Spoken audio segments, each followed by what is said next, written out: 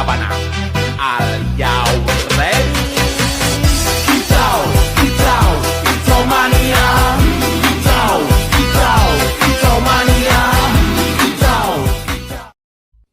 Dina zaman baheula aya sapi bikang ngaranna Lembu Wulung.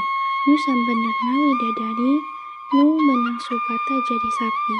Manehna hirup nyorangan nepi ka hiji waktu ngalahirkeun anak manusa geulis ngaranna Nyi Kalimar Bulan.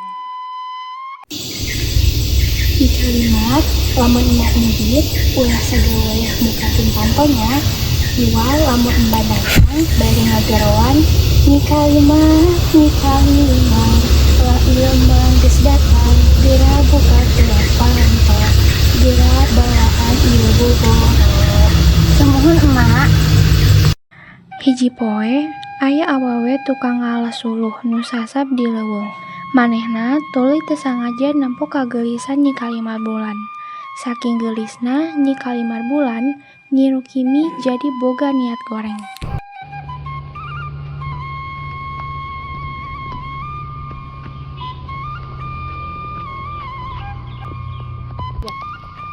Duh, budak sakitu gelisna kudu dibawa ka lembur, urang bakal hidup tenang. Sukana deui, Nyi Rukimi balik deui nyamperkeun Nyi Kalimar Bulan. Ek ngahasut manehna sangkan milu jeung manehna ka lembur. Tuluy Nyi Rukimi nurutan sora Lembu Wulung. Nyi Kalimar, ieu emang geus datang. Isu kene geuning mah geus datang.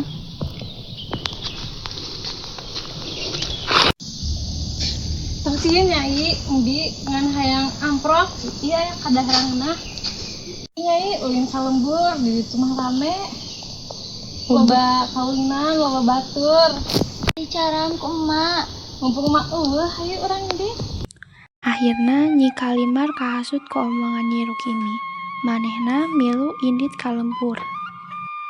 Di lembur, Nyi Kalimar mulai ngarasa resep di kahirupan lembur, anu rame jeung loba budak sapantaran manehna. Nyai teh jelema lain sapi, mustahil sapi boga anak mangsa. Jadi sang saya. Nah, bener eta mah kurung. Tinggal bae di dieu jeung di hidup di dieu limbah ya.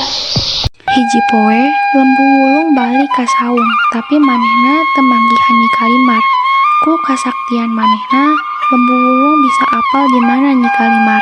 Tuluy manehna indit ka lembur nalisik lembur sampai ka manehna manggihan tempat nu aya Nyi Kalimar. Nyi Kalimar, Nyi Kalimar, hayu urang geuwat mulang, tong ulin ka malinaan. Eta suara emak. Teu eta lain emak Nyai, tong di kubu. Nyai, ieu emak Nyai. Mau balik. Nah ieu emak, mengandung jeung ngurus Nyai. Lain, urang mah jelema, hadir mah sapi.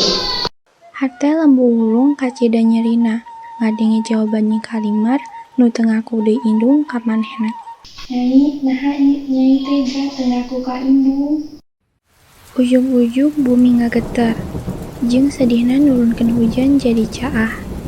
Nyi Rukimi jeung Nyi Kalimar kabawa banjir, leungit tanpa tapak. Tungtungna Lembu Wulung tuluy dicanek deui ka kahayangan.